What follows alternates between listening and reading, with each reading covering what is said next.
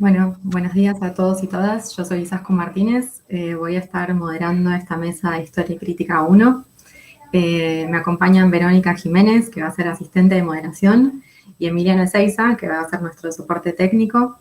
La idea, como saben, es que se hagan presentaciones sucesivas de sus ponencias, que van a tener una duración aproximada de entre 5 y 10 minutos. Y vamos a reservar 15 minutos al final de la mesa para preguntas entre ustedes.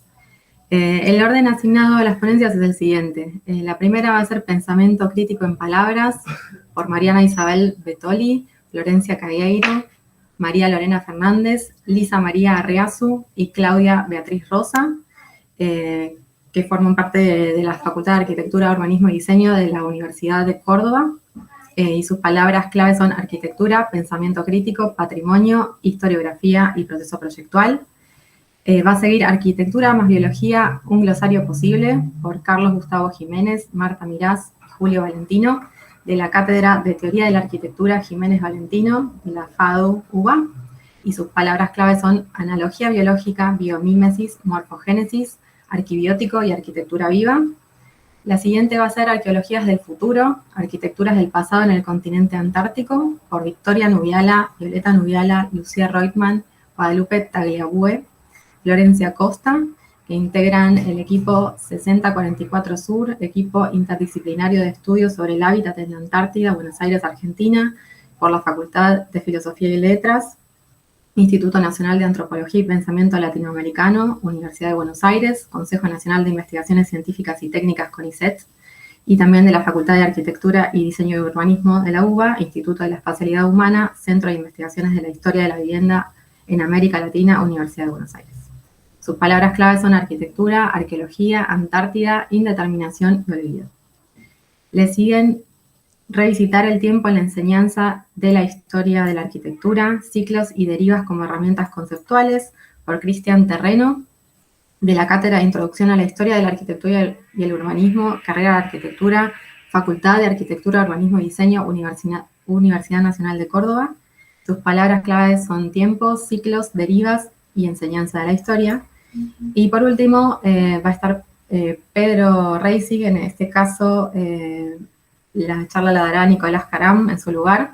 El título de la ponencia es Sopa de Letras, la apropiación social del lenguaje alimentario.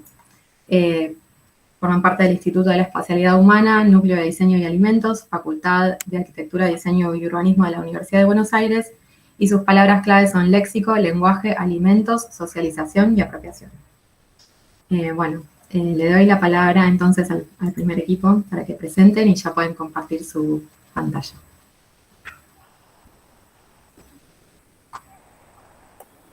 Bueno, buen día a todos. Flor va a compartir, Florencia. Bueno, nuestra comunicación se titula, como ya fue leído, Pensamiento Crítico en Palabras.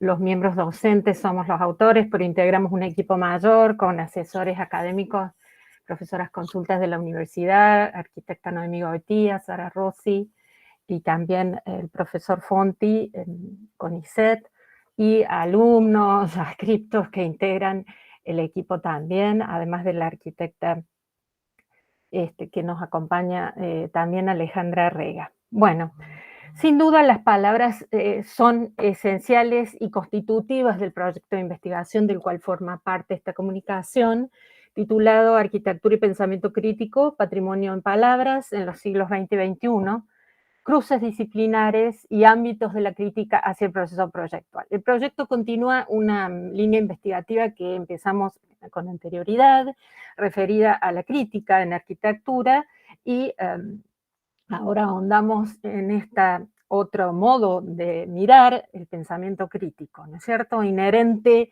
a la palabra, ¿no? Entendido como patrimonio de la palabra y a su vez base de procesos proyectuales en nuestra disciplina. Esto va orientado el proyecto. Bueno, también da cuenta de nuestros propios modos de reflexionar desde las cátedras de historia, es decir, a través de una permanente interrelación entre historia, teoría y crítica. Si puedes pasar la siguiente, Flor.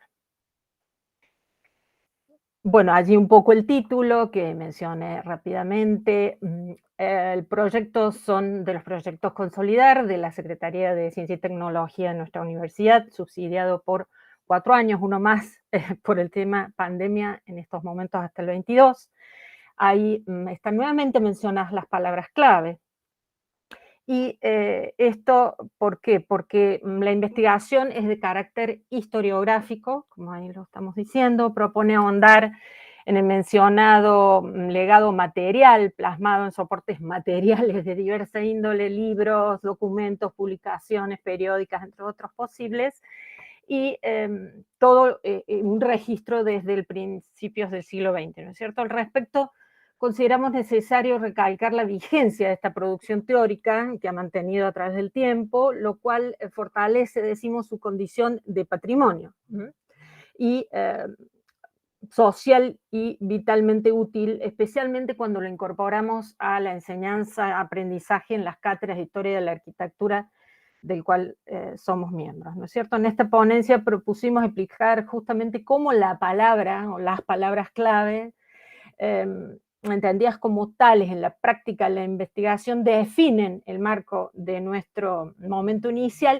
y cómo a medida que avanza el proceso investigativo, hay una necesaria nueva mirada sobre estos términos y otros más, ¿no? Que nos ayudan a marcar finalmente o a presentar un mapa, por ejemplo, en el caso nuestro, con los resultados que vamos logrando, ¿no es cierto? El recorrido investigativo está resumido, sintetizado en el escrito, no lo vamos a reeditar. Sí, interesante porque nos obligó a hacer una síntesis de ese recorrido, ¿no? Por problemas, hipótesis, presupuestos de partida, y decimos que esta ponencia justamente tuvo este objetivo de volver a mirar el proyecto, ¿no? Para nosotros hacia el interior. Si puedes pasar la siguiente, Flor. Como una primera cuestión fue una toma de posición, ¿no? O sea, pensamiento crítico o crítica y arquitectura. Y entonces allí un poco tomando la idea de el chileno Enrique Braune, la crítica, dice, él debiera aclarar cómo puede la arquitectura pasar de una época a otra, refiriendo al cambio, él habla, ¿no es cierto?, entre moderno y contemporáneo. Braun habla de su propia experiencia como proyectista, por eso nos interesa en particular, digamos, en el proyecto. Hacia dónde va o debiera ir la arquitectura, si en esta época de globalización económica, informática y virtual, más que nada en este momento, estamos en un nuevo espíritu del tiempo, del conocimiento y la sustentabilidad, dice Braune, y acordamos, ¿no es cierto? ¿Qué no estamos considerando en la praxis, dice él, en la práctica del proyecto, en el ejercicio del proyecto? Y entonces él habla de crítica y nueva época, ¿no? Como la crítica, dice, como la principal forma de selección y de reflexión que tenemos en arquitectura, y amplía la mirada. Acá es lo que a nosotros nos interesa, ¿no? Esta mirada a, por ejemplo, a los talleres de arquitectura, dice el lugar crítico donde profesores, maestros, discípulos, alumnos, estudiantes dan una y otra vez cuenta de ello, otras modalidades, por ejemplo, el rol como jurado de concurso. Entonces él va aseverando que por su amplitud sería pertinente hablar más bien de pensamiento crítico en arquitectura que usar el término restringido decimos más bien a especialistas, ¿no? Allí estamos viendo un poco ese esquema o mapa conceptual de nuestro recorrido investigativo, donde historia, teoría y crítica parecen estar en manos de críticos, de historiadores, de teóricos y también de proyectistas que avanzan sobre lo teórico, al mirar desde una obra teórica sobre lo práctico para retroalimentar el proyecto, ¿no? Entonces él propone y nosotros, digamos, acordamos con esta idea de ampliar a pensamiento crítico y sobre todo en cruces con otras disciplinas y en estos otros ámbitos a que él hace mención. Esta mirada ampliada sobre la complejidad de lo que significa el pensamiento crítico respecto a lo proyectual es el problema central de nuestra indagación. Vamos a una siguiente placa, donde están allí consignados el objetivo principal o el objetivo general y algunos objetivos específicos, pero nos interesa como ir a estos puntos, ¿no? O sea, esa primera discusión sobre si crítico o pensamiento crítico, a esta otra cuestión donde aparecen otras palabras clave. Esos objetivos se traducen, digamos, en el recorrido investigativo, los objetivos específicos, comenzando por lo que nosotros llamamos mapear, ¿no? Ese primer objetivo específico, que obviamente da cuenta de lo que es el cuerpo de la investigación, que es profundizar en el estudio a través de obras y autores, como fortaleza, digamos, tomamos esta idea de mapear, entendido como localizar, representar gráficamente la distribución relativa de partes. O sea, en ese sentido, nos parece que el amplio espectro que nosotros abarcamos temporalmente nos permite de alguna manera el mapa ir situando, ¿no es cierto?, en lo que nosotros hemos llamado un hipertexto, ¿no?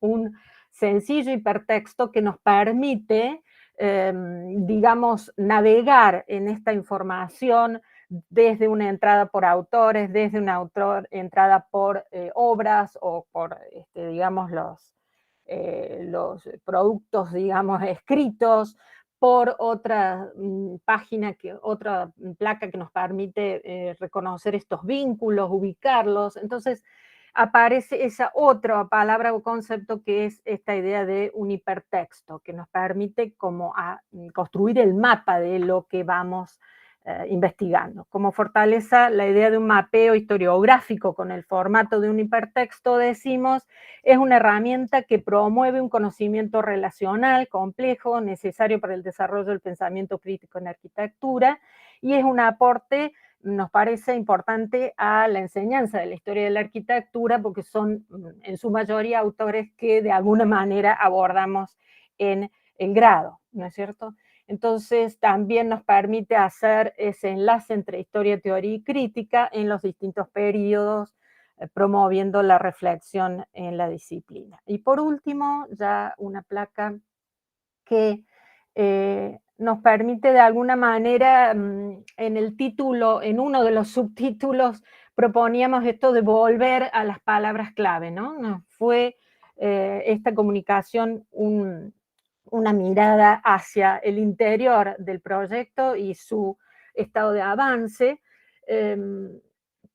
Allí aparecen estas preguntas primeras y estas respuestas a través de aquellas palabras clave iniciales y otras que van surgiendo, dijimos, como por ejemplo esta idea de mapear, esta idea del hipertexto, y también algo más profundo que fue, estábamos nosotros mirando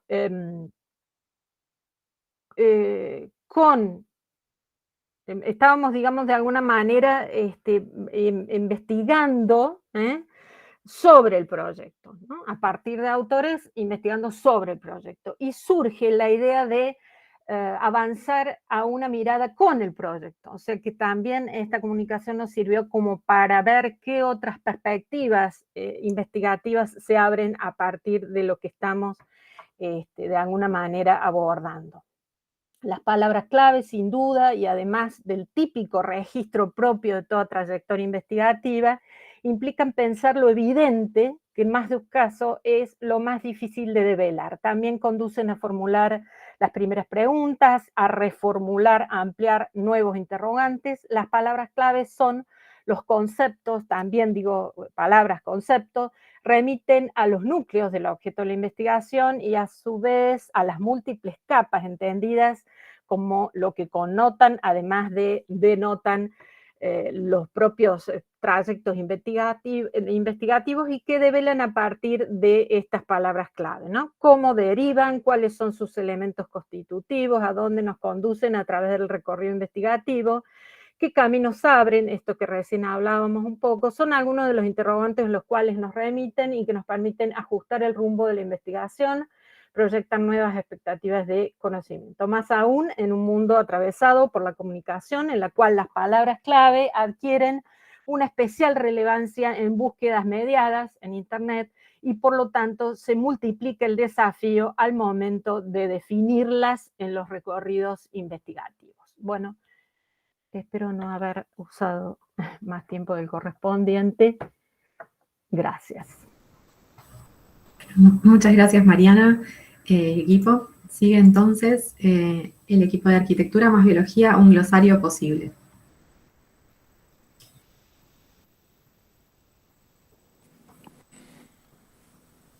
Sí, ¿puedo compartir aunque ella no deje de compartir? No, tienen que dejar de compartir. Primero la pantalla. Ahí está.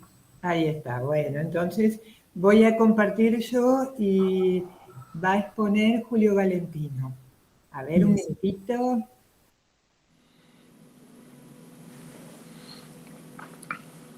Ah, no, ya sé que tengo que hacerlo de otra manera para que se vea pantalla completa. Un momentito, por favor.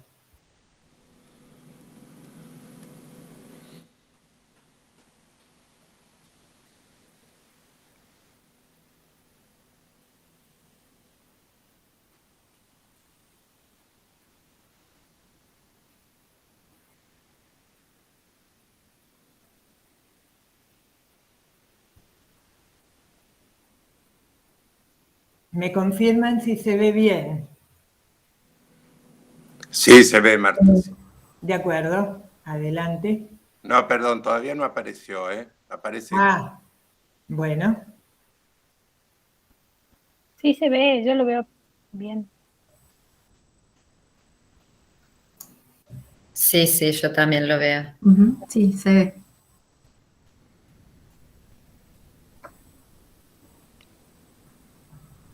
Julio, ¿querés empezar? Sí, sí, ahora sí. Bueno, buenos de días. acuerdo. Buenos días a todos.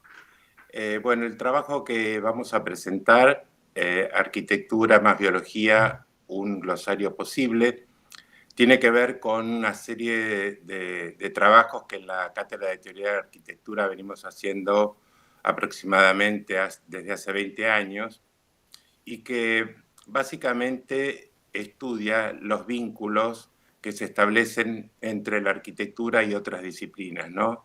La idea de esta transdisciplina, donde tanto en la teoría como en el proyecto, digamos, los arquitectos buscan referentes en otros campos que en principio están serían ajenos al campo tradicional de la arquitectura. Estos trabajos, digamos, se hacen a través de la cátedra, con el trabajo con los estudiantes y a la vez de toda una serie sucesiva de proyectos UBASIT, que son los proyectos acreditados de la Universidad de Buenos Aires.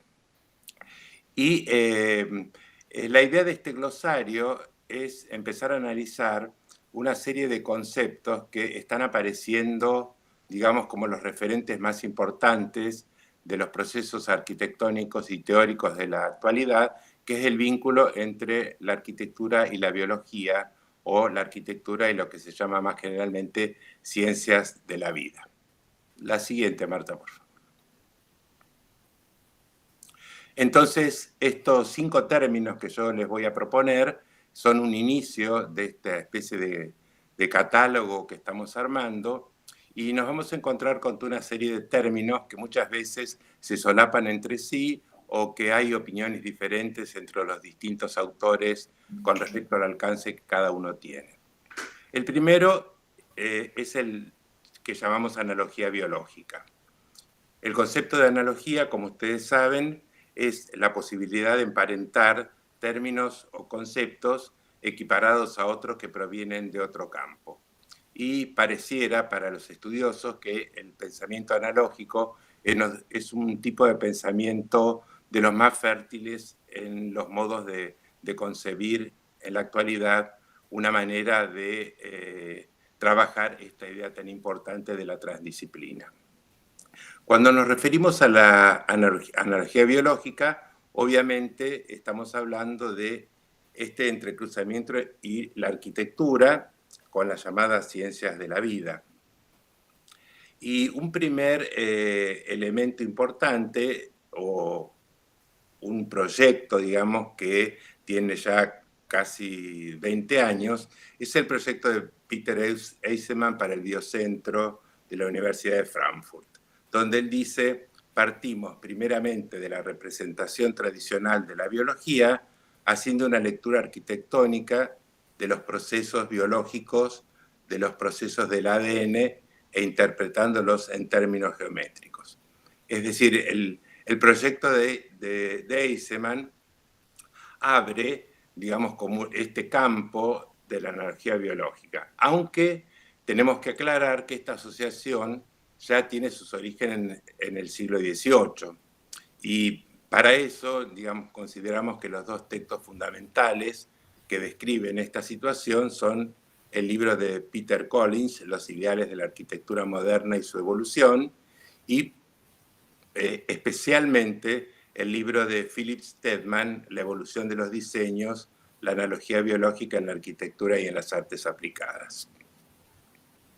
Seguimos. El segundo término sería morfogénesis. La morfogénesis implica el estudio de la organización de los organismos vivos, de las estructuras celulares, de las características de su crecimiento y de su evolución, los mecanismos que aparecen y la adaptación al medio ambiente. El término morfogénesis, que está aplicado en varios campos o en varios saberes, en arquitectura siempre está asociado con la idea de morfogénesis digital, es decir, implica básicamente la utilización de los nuevos medios digitales para la generación de la forma. La biología aparece aquí como ámbito de inspiración desde la posibilidad de organización de la forma hasta el descubrimiento y la aplicación de los procesos complejos que tiene el mundo natural, y básicamente la preocupación es la idea de la eficiencia y el rendimiento. La naturaleza, en ese sentido, se opera a través de la lógica de la eficiencia, y por lo tanto es un ámbito importante como fuente de inspiración. Y básicamente nos vamos a encontrar aquí con la creación de unos artefactos que podríamos denominar híbridos entre lo natural y lo artificial. La siguiente, Marta, por favor. El otro término que consideramos importante es el término de la biomímesis o biomimetismo o biomimética, que implica imitar los procesos de la naturaleza y de la vida. Esta teoría o este concepto está muy fuertemente anclado en la teoría darwiniana de la evolución y de la selección natural. Obviamente también aquí aparece que la posibilidad de inspiración en la manera en que actúan los organismos vivos, puede lograr una producción de objetos en un mundo sustentable. Y básicamente aquí lo que aparece es la utilización de datos que tienen que ser cuantificables y además particulares de cada ecosistema, y obviamente con la asistencia de los medios digitales. En este sentido, la biomímesis abarca desde la escala de lo arquitectónico hasta lo urbano y lo regional. Y creemos que un texto un poco fundante de la teoría de la biomímesis es el texto de Janit Benius, Biomimicry Innovation Inspired by Nature.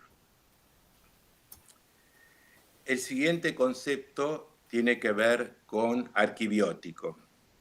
Y este término, que es un acrónimo, es un término inventado por el arquitecto franco-belga Vincent Callebaut, dice que arquibiótico está formado por términos como arquitectura, biotecnologías, tecnologías de la información y la comunicación. Callebaut, digamos, hace una propuesta de una arquitectura orgánica que haga posible un urbanismo sustentable inspirados en el biomorfismo, la biónica y el biomimetismo. Él habla como una de sus grandes preocupaciones la idea de lograr ciudades post-carbono, es decir, ciudades con emisión cero de carbono, en lugar de las urbes actuales que él las considera energívoras, es decir, consumidoras indiscriminadamente de energía. Habla, para solucionar esto, de lo que llama edificios BEPOS, que también es un acrónimo, y que básicamente se denominan así aquellos edificios que producen más energía que la que consumen. Y otro tema interesante es el tema de una nueva relación o una nueva convivencia que él plantea entre la ciudad y el campo a través de lo que él denomina las granjas urbanas, que son sistemas de producción incorporados a los proyectos que él realiza.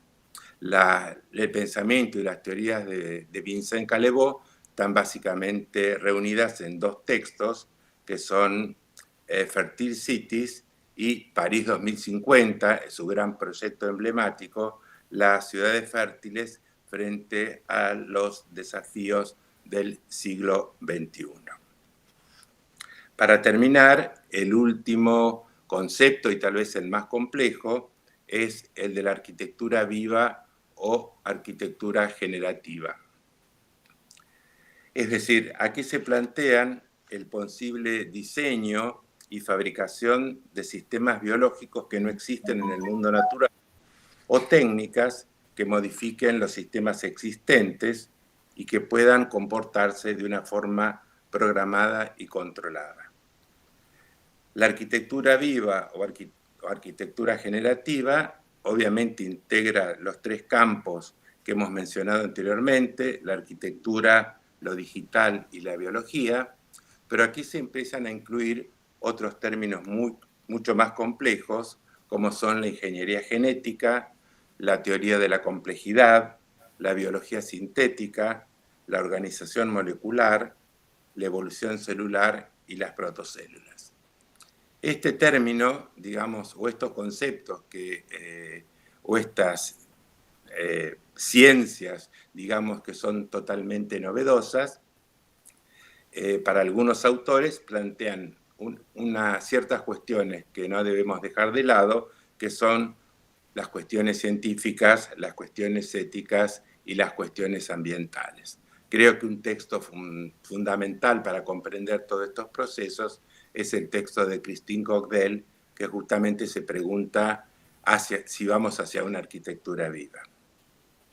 Cierro diciendo que básicamente lo que podemos concluir de este glosario, o de este primer intento de glosario, es que estamos frente a una serie de fenómenos y actitudes que ponen en crisis tanto el concepto habitual de proyecto como también el de los saberes del arquitecto tal cual lo concebimos hoy. Bueno, muchas gracias. Bueno, muchas gracias, Julio y equipo. Siguen ahora entonces Arqueologías del futuro, arquitecturas del pasado en el continente antártico. Dale, ahí comparto. Un segundito.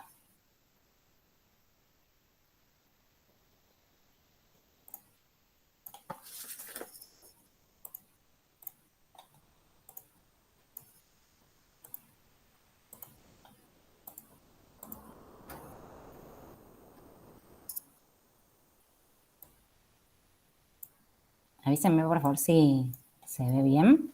Sí, Bien. Perfecto. Bien. Bueno, buenos días a todos y todas. Nosotras formamos parte del proyecto interdisciplinar 6044 Sur, Arquitectura y Hábitat en Antártida, que es un proyecto que está coordinado por Violeta y Victoria Nubiaga, donde estamos desarrollando desde Latinoamérica el primer archivo de arquitectura antártica. Mi nombre es Lucía Reutemann y para esta jornada, junto con Guadalupe Tagliabue y Florencia Costa, en representación del equipo de investigadores y pasantes, vamos a presentar un trabajo que se titula Arqueologías del futuro, arquitecturas del pasado en el continente antártico. Y en el marco de estas jornadas ponemos foco en una serie de conceptos, en definitiva, las nociones con las que pensamos al territorio, desde el rol operativo que tienen las palabras con el hacer, redefinen los contornos posibles de lo pensable sobre la Antártida. Y en ese sentido, el primero de esas nociones que nos interesaba plantear para pensar este territorio antártico es la noción de la indeterminación, que es una idea que nos permite pensar las tensiones entre las grandes narrativas antárticas que nos hablan generalmente de un territorio en blanco, un paisaje inhóspito, inalterado, deshabitado, y por otro lado, la huella humana en este territorio que ha sido olvidada y oculta bajo ese imaginario. Y a diferencia de ese relato unívoco sobre la Antártida, nosotros entendemos a este territorio en realidad como un espacio de tensión donde conviven ciertos eventos extraordinarios con un habitar cotidiano, entre lo prístino, lo intocado y al mismo tiempo lo industrializado, entre el mayor de los desiertos y la mayor fuente de agua dulce del planeta, y entre los países que reclaman soberanía sobre este territorio y al mismo tiempo, paradójicamente, la ausencia de fronteras.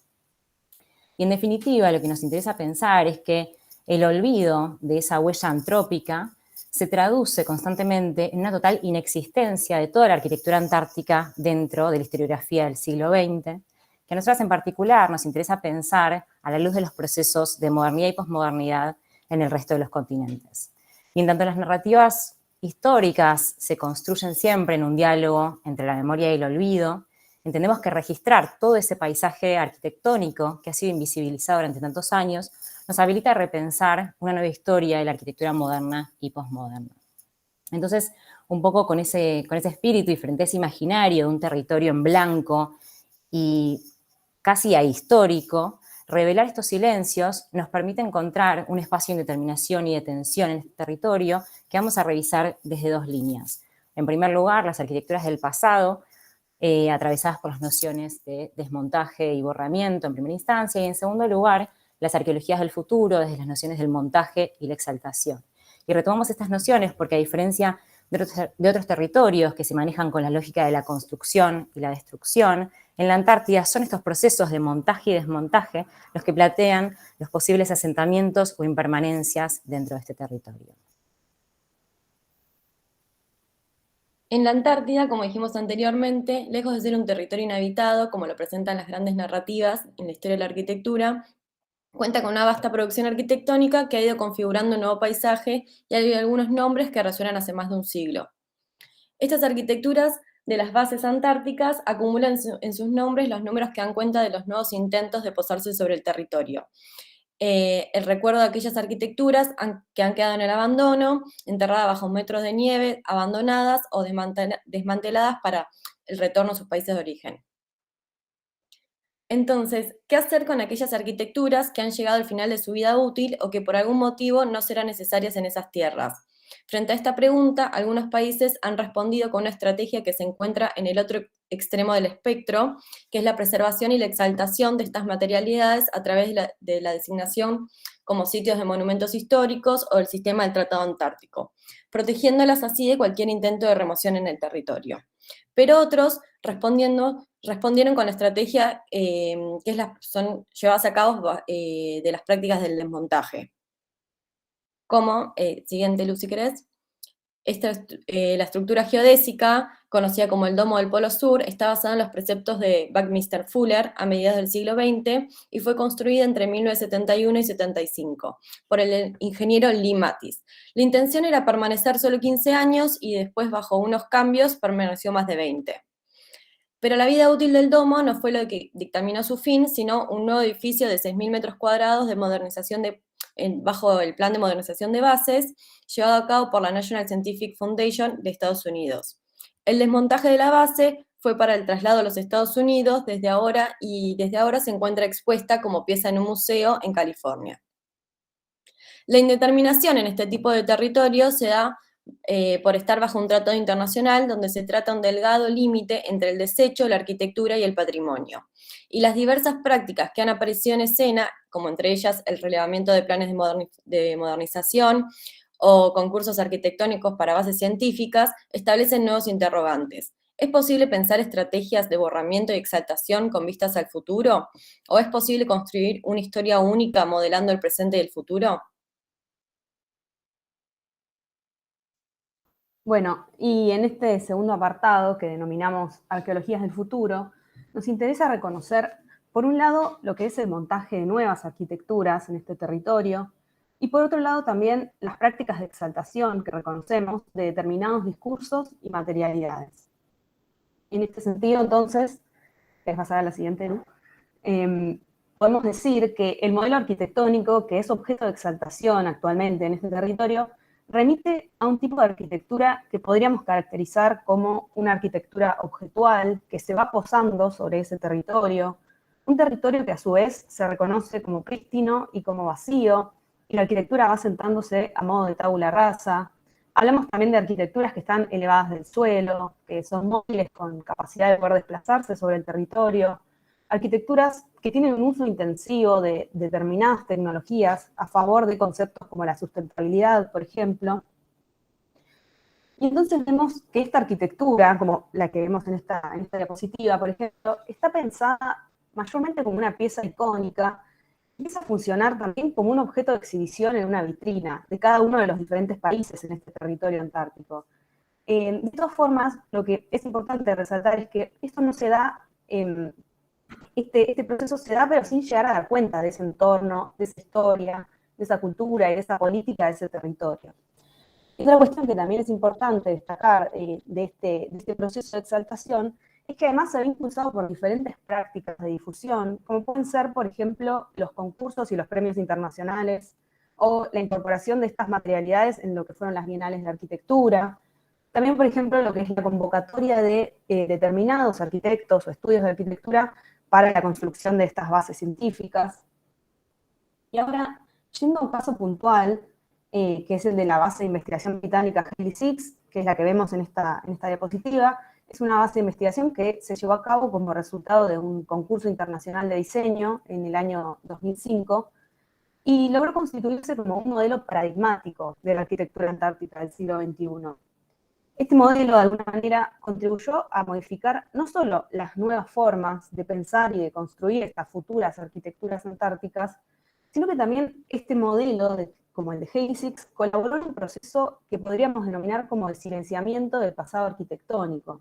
Por eso podemos hablar de un doble movimiento. Por un lado, un movimiento de exaltación, pero también de un proceso de borramiento. Y como decíamos, el paradigma de Haley Six dio puntapié también al desarrollo de un gran número de proyectos arquitectónicos en este territorio antártico, algunos proyectos que efectivamente se fueron construyendo y otros que formaron parte de diversos concursos de arquitectura, como el que vemos en esta imagen de la diapositiva, pero lo cierto es que ambos resultan interesantes para poder pensar ese universo proyectado y ese universo imaginado de lo que es la Antártida del siglo XXI. Nos encontramos, en este caso, frente al surgimiento de una serie de réplicas arquitectónicas, de un modelo que efectivamente es deudor de la modernidad y que se ha ido reproduciendo a modo de sello sobre ese territorio antártico, contribuyendo a la vez a la consolidación de una única narrativa de este territorio. Podemos pensar, además, que estas arquitecturas forman parte de un mapa aún en construcción de este actual panorama de la arquitectura antártica, y nos resulta interesante considerar también estos vacíos y estos futuros que quedan por proyectar dentro de la arquitectura de este continente. Por eso es importante destacar que todas estas arquitecturas tienen lugar en un contexto muy particular, ya que hablamos de un continente donde conviven un conjunto de países que no tienen fronteras geopolíticas y que además tienen reclamos territoriales que quedaron suspendidos por la vigencia del Tratado Antártico. Y por otro lado, la exaltación de este modelo arquitectónico de Haley Six colabora también en lo que es el borramiento de todo lo que fue la presencia arquitectónica previa en este territorio, lo que de alguna manera llevó a instalar cierta idea de que recién a partir del siglo XXI se dio inicio a esta arquitectura antártica, cuando en realidad queda oculta toda una vasta producción arquitectónica previa sobre este territorio. Y como cierre de esta ponencia, nos interesa destacar que tanto la memoria como las narrativas históricas podemos pensarlas constituidas en un diálogo y una tensión constante entre algunos de los conceptos que fuimos recorriendo durante esta presentación, por ejemplo, entre la noción de borramiento y de preservación, o entre el silenciamiento y la exaltación, también entre el valor que se le asigna a la memoria y la posibilidad del derecho al olvido, como otras ideas tensionales que fueron apareciendo. Y en este sentido, nos parece fundamental, entonces, poder repensar la construcción de la historia de la arquitectura cuestionando también esta ausencia que reconocemos del territorio antártico durante el siglo XX y que se da como resultado de estas prácticas de borramiento y olvido. Así que, bueno, con esto concluimos la presentación y les agradecemos en nombre de todo el equipo de 6044 Sur, que como mencionábamos al principio, es la primera equipa de mujeres que desde Latinoamérica integramos este proyecto con el objetivo de incluir a la Antártida dentro de la historia de la arquitectura y poder armar este archivo, este registro del hábitat construido e imaginado en este territorio. Gracias. Bueno, muchas gracias a todas. Sigue entonces revisitar el tiempo en la enseñanza de la historia de la arquitectura, ciclos y derivas como herramientas conceptuales. Bueno, ¿cómo les va? Buenos días. Vamos a ver si podemos compartir completo. Ahí vamos. Bueno, esta presentación es parte de una propuesta académica que llevamos adelante en una cátedra de primer año de la carrera de arquitectura. Aquí está Mariana Betoli, que es la adjunta de esa cátedra también. Lorena Fernández, que participa en una cátedra paralela.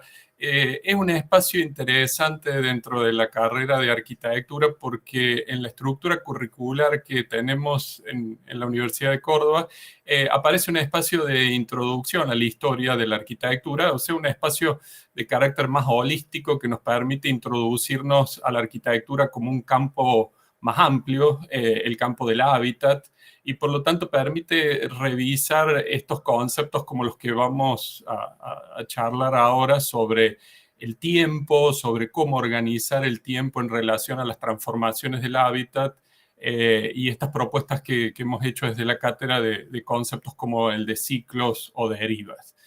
Estos conceptos surgen un poco por esta pregunta que siempre nos hacemos cuando enseñamos historia, ¿no? O sea, cuando enseñamos historia de la arquitectura y el urbanismo, y que tienen que ver con tradiciones, enfoques, que de alguna forma Roberto Fernández los interpreta o los sintetiza en estas tres miradas: una genealogista emparentada con la filosofía que busca como ordenar, vincular en el tiempo diferentes momentos históricos, una mirada operativista que de alguna forma el movimiento moderno puso como en el centro o en el eje, que es la idea de la historia como nutriendo a la práctica, al proyecto, y una mirada crítica, digamos, sobre todo desde la década del 60, 70, que busca separar a la historia de la praxis y transformarla en un espacio de crítica, de reflexión.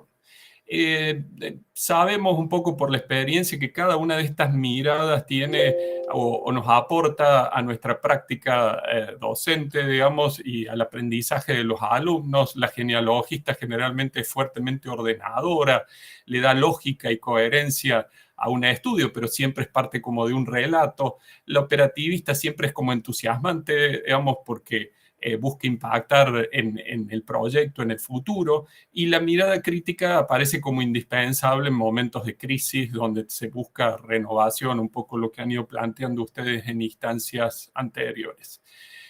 Bueno, en este espacio en el cual pretendemos enseñar la historia o introducirnos a la historia de la arquitectura, entendiendo que la arquitectura es una complejidad entramada, híbrida, entre lo físico, el espacio y las prácticas sociales, construidas a través del tiempo, este concepto que tratamos de presentar aquí en discusión, parte siempre desde un hoy y aquí. La historia tiene una mirada siempre situada que nos lleva hacia el pasado buscando explicaciones, pero también en esas explicaciones que nos condicionan, pero también nos estimulan, están siempre presente la solución de los problemas que nos desafían hacia los futuros posibles, el diseño.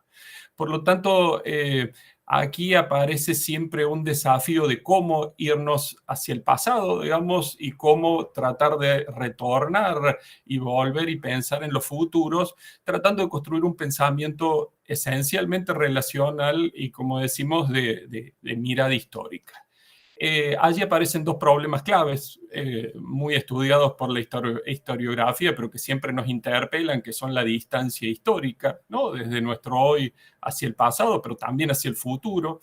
y sobre todo nos interpelan problematicidades, en nuestro caso, en nuestro momento histórico, esta crisis ambiental planetaria que nos está demandando pensar futuros diferentes.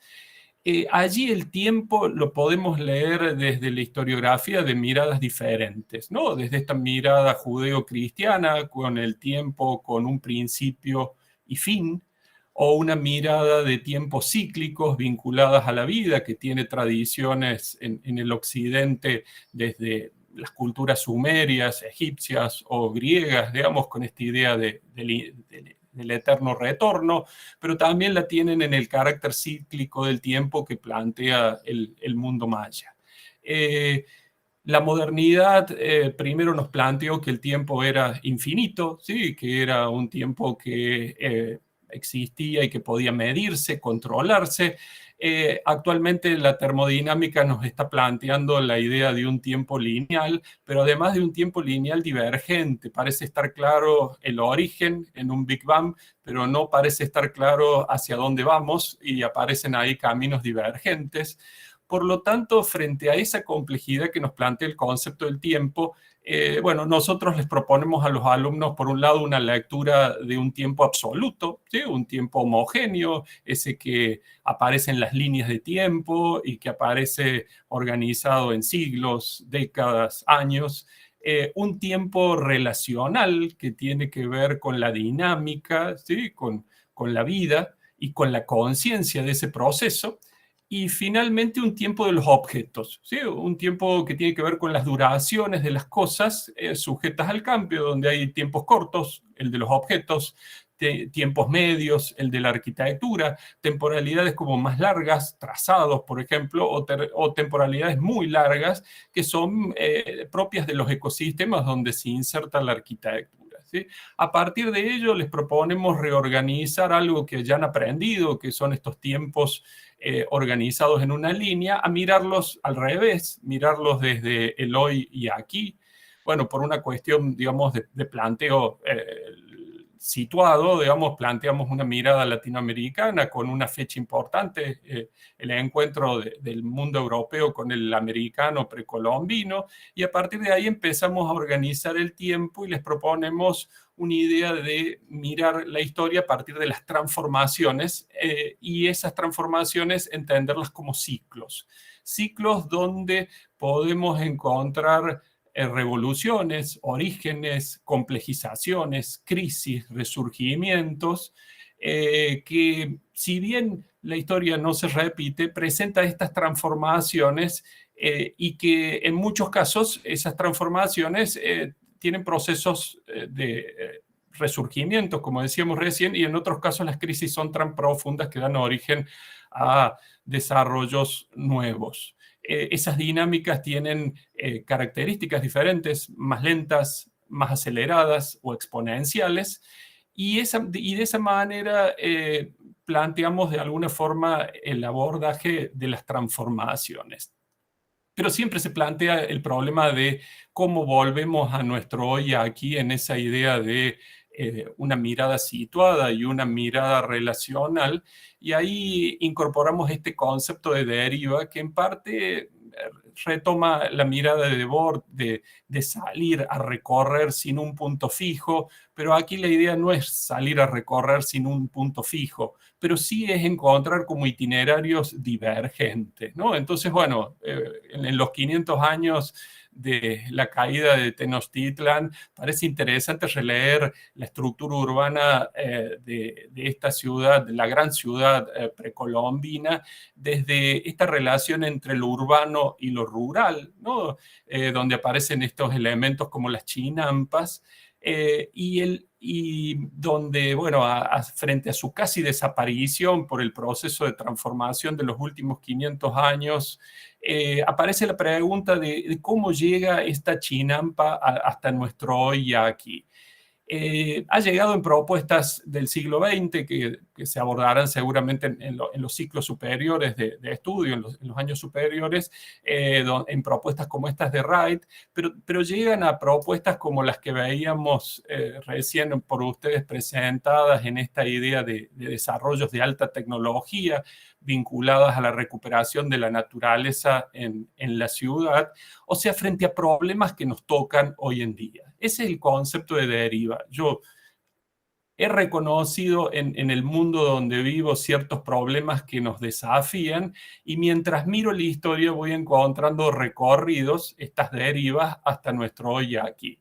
Y obviamente aquí entra el aspecto argumentativo y la construcción crítica, ¿no? Porque, bueno, estas derivas tienen que ver con un mundo altamente tecnologizado, pero también esas derivas llegan a un mundo con muchas demandas sociales, como puede ser el nuestro, el cercano, y donde la agricultura urbana es un elemento en ciudades como Rosario que ayuda al desarrollo social de barriadas empobrecidas en las últimas décadas, ¿no?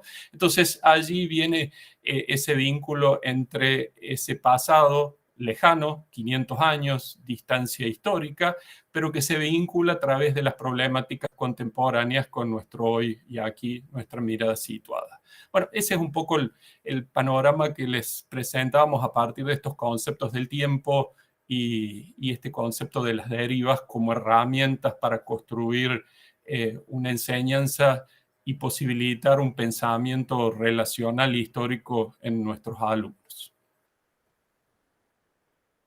Muchas gracias. Bueno, muchas gracias, Cristian. Sigue, por último, Sopa de Letras, la apropiación social del lenguaje alimentario, y ya después de esta presentación habilitamos los últimos 15 minutos para preguntas, comentarios o reflexiones entre ustedes. Buenas, ahí presento pantalla.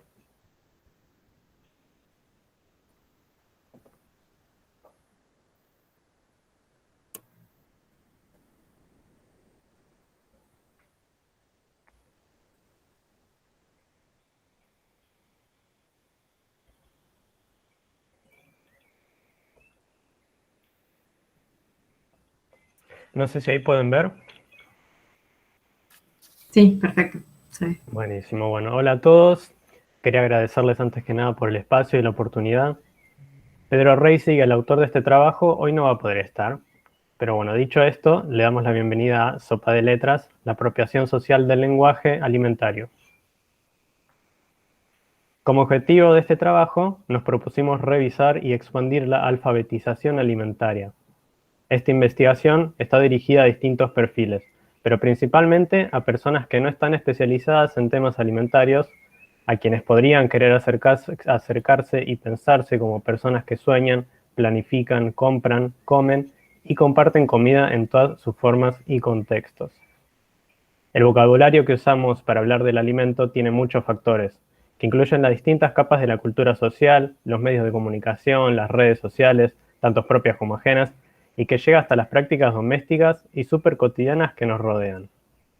Es decir, que son muchas las variables que nos informan y que nos afectan, y estas pueden entrar en diálogo con nuestros estados de ánimo, nuestros conocimientos, prejuicios, preferencias y hasta posibilidades. Es por esto que exponemos estas definiciones en el glosario, como propuestas y estímulos desencadenantes para promover el pensamiento crítico en algo que consumimos a diario y que consideramos tan natural. Y cuando decimos glosario no nos referimos específicamente a un diccionario, sino más bien a un glosario sugestivo, guiado por el sentido común y la pasión por aportar la apropiación social del lenguaje alimentario. Este trabajo de investigación está dirigido a distintos perfiles, pero principalmente a personas no especializadas en temas alimentarios, quienes podrían querer acercarse y pensarse como aquellos que tengan ganas de ampliar la conciencia y la imaginación. La idea es que sirva para tomar mejores decisiones, para fortalecer posturas frente a políticas públicas que aborden la temática, o simplemente para mejorar el diálogo con aquellos que nos importen. Uno de los principales retos que se nos cruzó en la investigación tiene que ver con la autoridad, con el quién lo dice, o sea, con la increíble lucha ideológica que circula alrededor de esta temática. Nos encontramos con el reto de referenciar cada una de las definiciones propuestas. Y si el glosario fuese referenciado en cada entrada individual, creemos que perdería el carácter apropiable que tiene.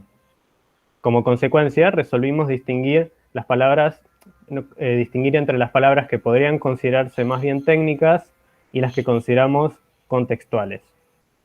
En el glosario, los términos técnicos están reflejados en color azul y los contextuales están en color rojo. Los últimos son claves, los contextuales son claves para la apropiación, porque generan problemáticas a partir del uso o sus intenciones.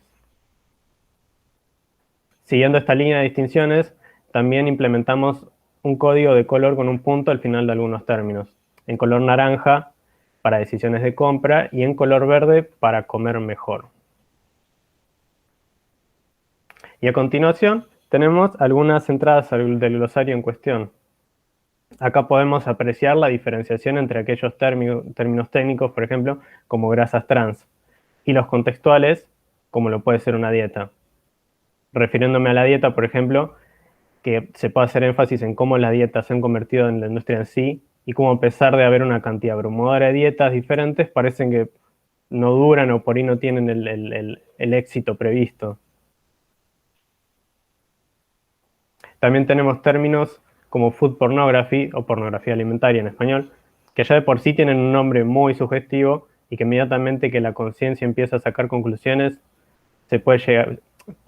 la conciencia enseguida empieza a sacar conclusiones sobre qué puede llegar a ser estos términos que son, bueno, justamente tan sugestivos, tan poco comunes, y cómo es que se vinculan con los alimentos. Y finalmente tenemos también categorías para secciones que refieren a nuevos conceptos y términos propuestos por el autor, donde por ejemplo se habla del concepto de identidad alimentaria, que remite a conocerse y entenderse en términos alimentarios. Y bueno, hasta acá por ahora. Muchas gracias y buen provecho. Bueno, muchas gracias, Nicolás. Entonces, así damos inicio a esta última parte en que ustedes pueden hacerse preguntas, comentarios, reflexiones y demás. No sé si alguien... Mariana tiene levantada la mano, así que le damos la palabra. Como de Toli, levanté la mano por haberme tocado primero. Justo cuando hablaba Valentino, me pareció tan interesante palabras clave versus glosario, ¿no? O sea, cuán necesario es un glosario, como plantearon con la cátedra ustedes, para siempre tener muy en claro de qué habla cuando uno habla de tal cosa, ¿no? Y pensando allí los términos que ustedes definían, estos días nos topamos con otro concepto que aparentemente anda rodando y que se llama diseño biofílico. Ustedes lo han estado abordando, lo veo aparecer. Te contesto, Mariana, ya que habló Julio antes, te contesto. Sí, el tema de las ciudades biofílicas, quizás alguno de los colegas también lo ha estado trabajando. Tengo acá el libro. Porque justamente, bueno, en mi caso tengo en la FADU Cátedra de Historia del Paisaje. Estoy en la carrera de paisaje y venimos trabajando en algunos proyectos, particularmente uno que se llama Respirar, que tenemos con colegas de Latinoamérica y el Reino Unido, sobre el tema de ciudades biofílicas.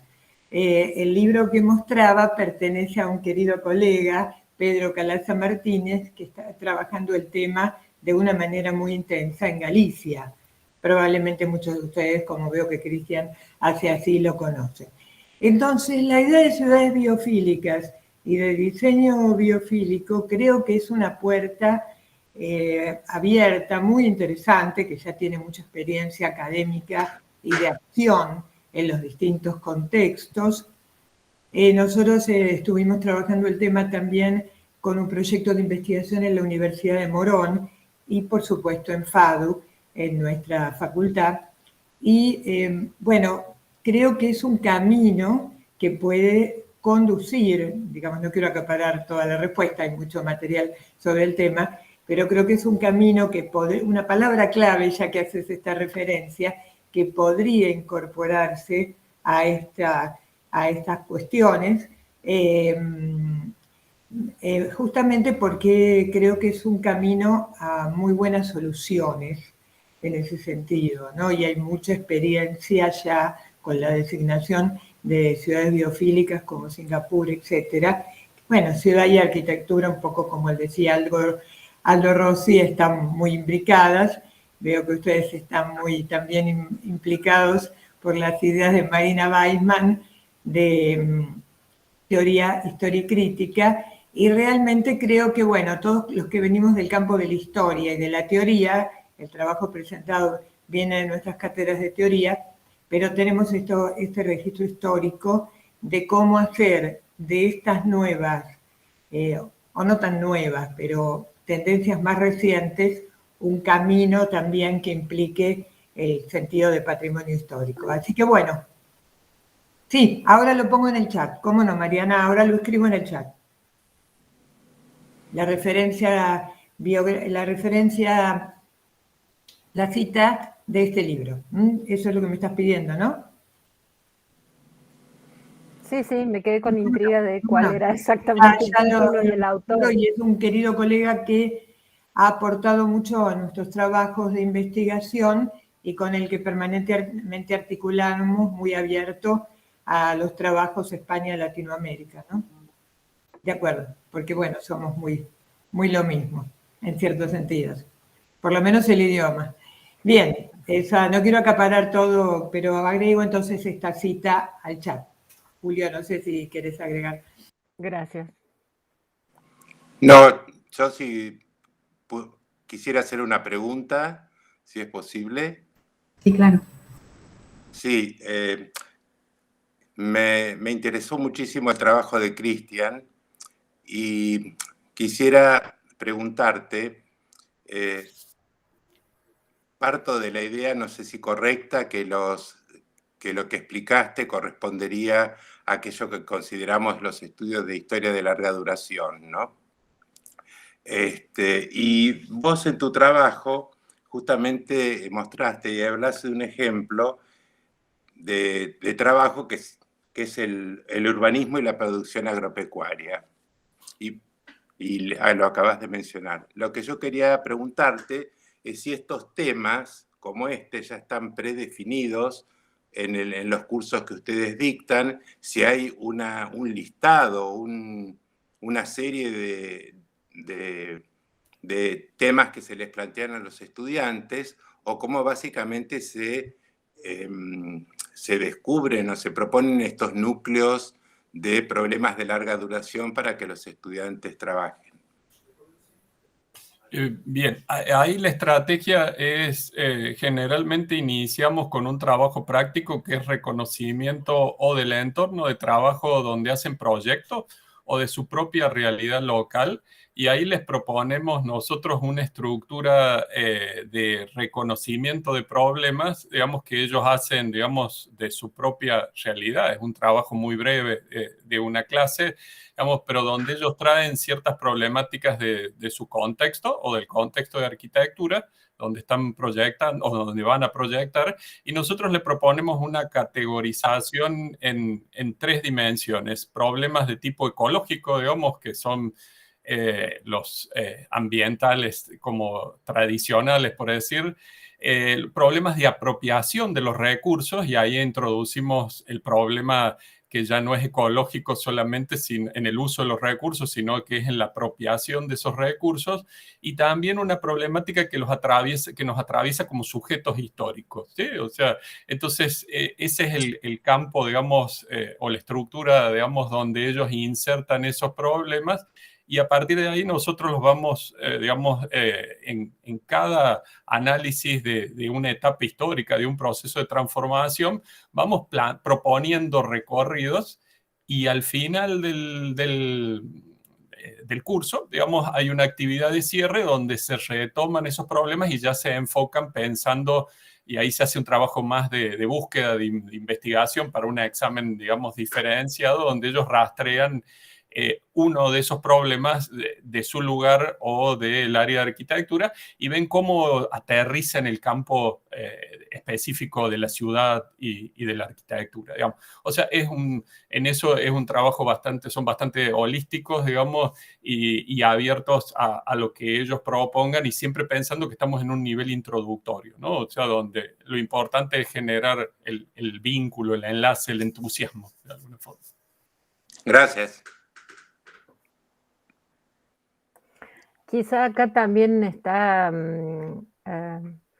Lorena Fernández, que es de la cátedra paralela a la nuestra, a la que Cristian es el titular, la cátedra de Introducción a la Historia de la Arquitectura y el Urbanismo B, que ellos trabajan con las categorías brodelianas de Brodel, de las duraciones históricas, ¿no es cierto, Cristian? Bueno, sí, Cristian también ha integrado ese equipo, sé que lo usan específicamente, digamos, para la temporalidad, para comprender la temporalidad, ¿no?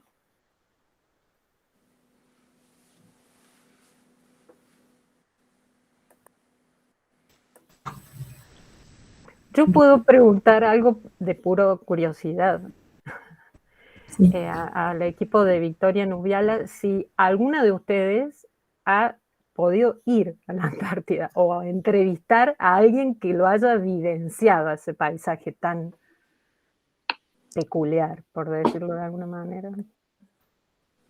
Hola Mariana, sí, yo soy Victoria Nubiala y trabajo hace unos 15, 16 años y sí, viajo desde ese momento casi todos los veranos a distintas bases, inicialmente como parte del Programa Antártico Argentino, posteriormente como parte de CONICET y también como a bordo de buques, así que sí, tuvimos, bueno, por lo menos por ahora a mí me tocó la suerte, más adelante seguro estaremos viajando todo el equipo conjuntamente para hacer los relevamientos, pero mientras tanto, como yo tengo el lugar de trabajo ahí, bueno, puedo ir haciendo los relevamientos para todas.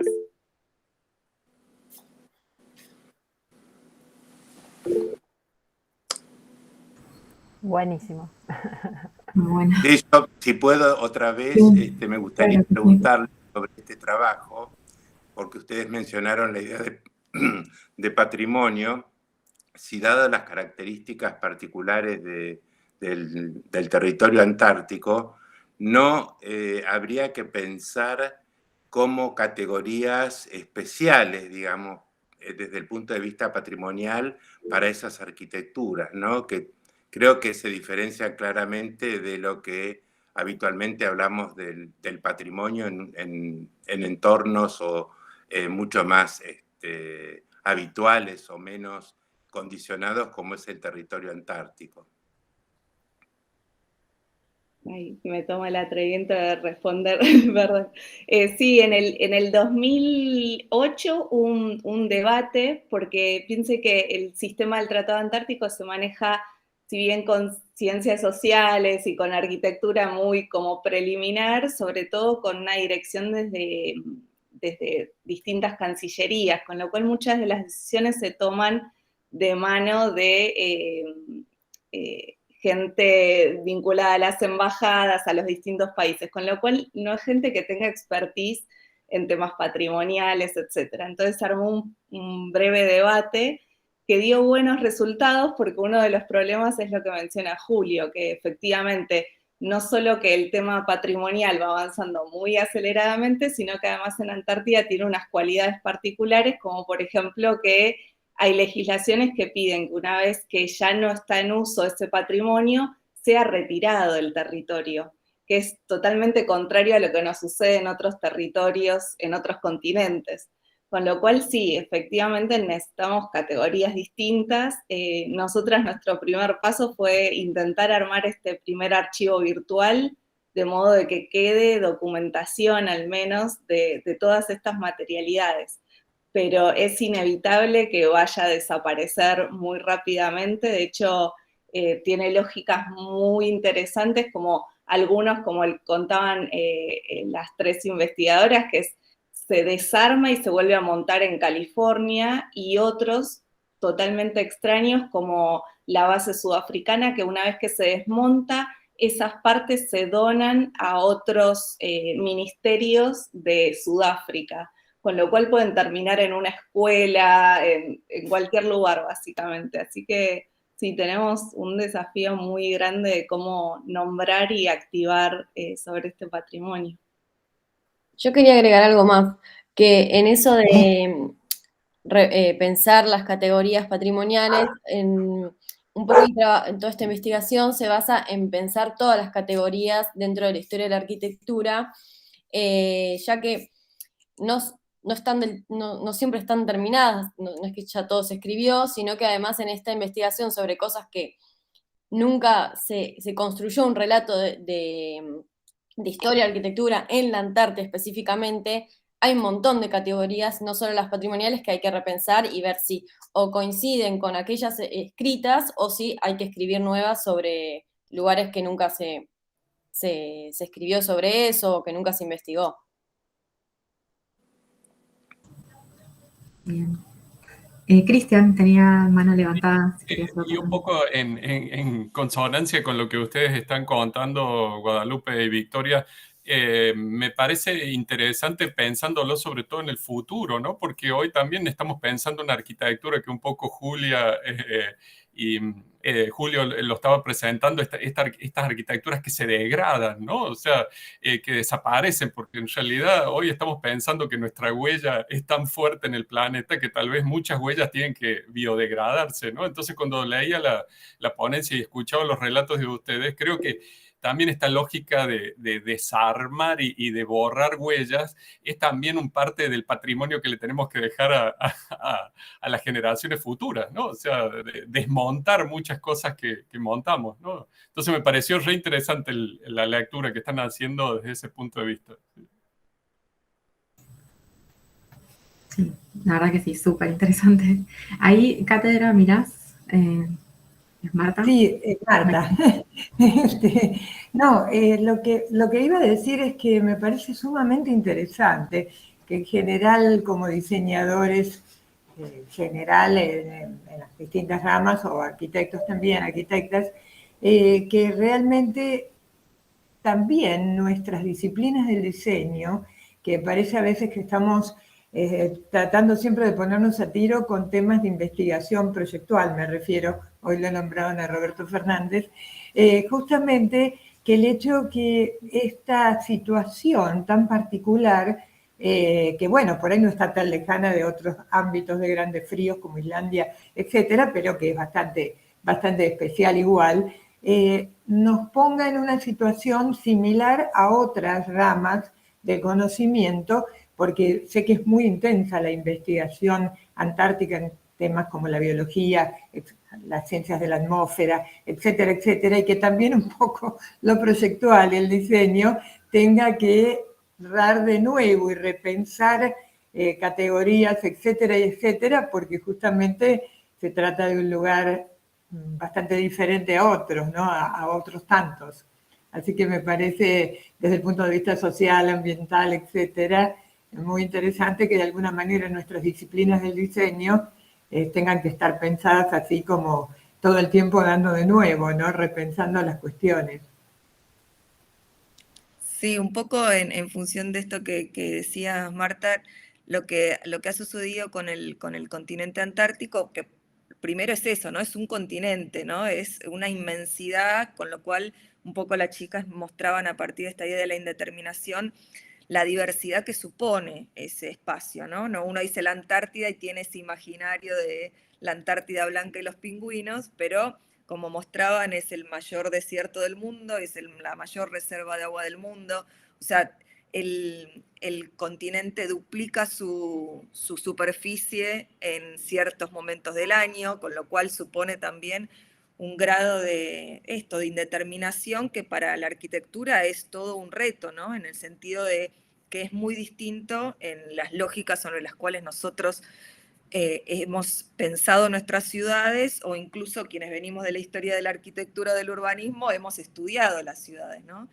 Y en ese sentido, bueno, ha sido todo un reto porque son 200 años de huella antrópica en la Antártida, donde hay no solo arquitectura, sino enclaves protourbanos que tienen muchos años, que tienen mucho desarrollo y que curiosamente han desaparecido de los libros de historia y de la teoría, de la crítica, o sea, no hay referencia de esos 200 años de huella humana en el continente antártico, porque justamente las grandes narrativas han estado muy vinculadas a las ciencias duras, ¿no? Las ciencias naturales, lo que decías vos, a los estudios que tienen que ver con la biología, la fauna, la climatología, pero no a la arquitectura, no al diseño, no al paisaje.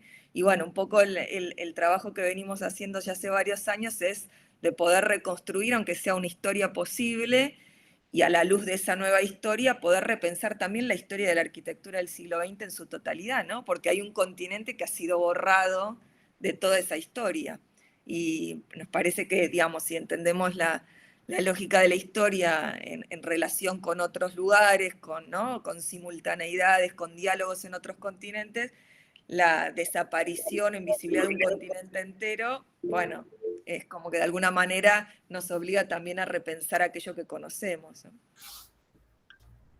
Estaba pensando que con lo que decían Marta y Cristian sobre que tal vez es un buen momento para que, porque la arquitectura en Antártida mucho tiempo se hizo sin arquitectos ni arquitectas, y al haber tanta investigación de distintos especialistas en ciencias naturales, y más allá de que yo le decía que tenemos una huella antrópica de 200 años, tenemos miles de años de otros ocupantes, de otra comunidad de seres vivos ocupando y que tienen su expertise. Tal vez hay algo ahí para recuperar de esa biología, de esos otros seres que nos pueden enseñar qué nos sirve y qué no. Digo, porque inclusive tenemos especies que logran habitar el continente durante todo el invierno, lo cual es un desafío enorme. Así que tal vez hay algo ahí que ustedes mencionaban que nos sirve para pensar. Bueno, buenísimo. Muchas gracias a todos. Todo fue súper interesante. Por la hora tenemos que ir despidiéndonos. Yo les hago una pregunta general a todos, porque todos mencionaron el mapa intertextual, hipertextual, el archivo de la Antártida, los glosarios de la alimentación, el glosario de la arquitectura más la biología y las derivas y los trabajos de la cátedra. Si se puede abrir una puertita, si se pueden visitar en algún lado, si ya están disponibles online en algún lado, no para que contesten ahora, pero tal vez sí seguir en contacto por mail y mandarnos esos links entre nosotros. Bueno, yo voy a estar escribiendo un resumen de este encuentro para las actas y seguramente les irán pidiendo las versiones finales de las ponencias desde la Secretaría, y Verónica, la asistente de moderación, va a estar haciendo una nube de palabras. Así que bueno, cualquier cosa seguimos en contacto por mail, que ya estamos todos en contacto ahí. Y les agradezco mucho a todos, muy interesante. Gracias a vos, un gusto. Muchas gracias, nos vemos. Muchas gracias a todos. Muchas gracias, un gusto. Muchas gracias. Gracias. Gracias a todos. Chao a todos, un gusto. Chao, Sí, gracias. muy bueno, muy bueno. Gracias.